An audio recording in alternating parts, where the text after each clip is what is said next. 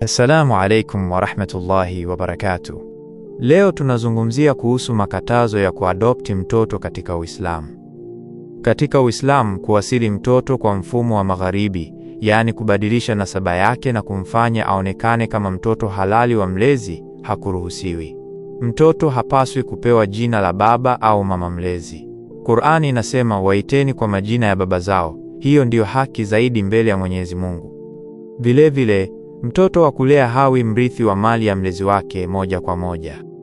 Sheria ya mirathi ni kwa wazazi wa damu, ila mlezi anaweza kumpa mtoto wake wa kulea sehemu ya mali kupitia wasia isiyozidi thuluthi ya urithi.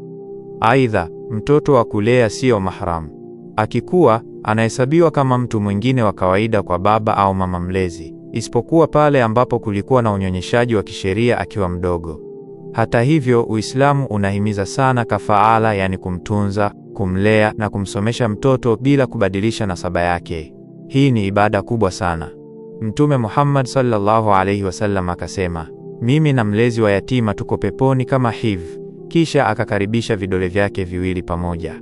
Kwa hiyo, Uislamu umezuia kuadopt kwa maana ya kubadilisha nasaba, lakini umehimiza kafaala, malezi yenye upendo, heshima na staha ya Kiislamu.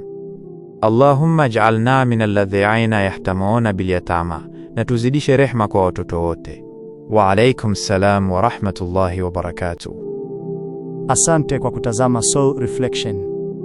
Endelea nasi kwa hekima zaidi, mawaidha na malezi ya kiroho.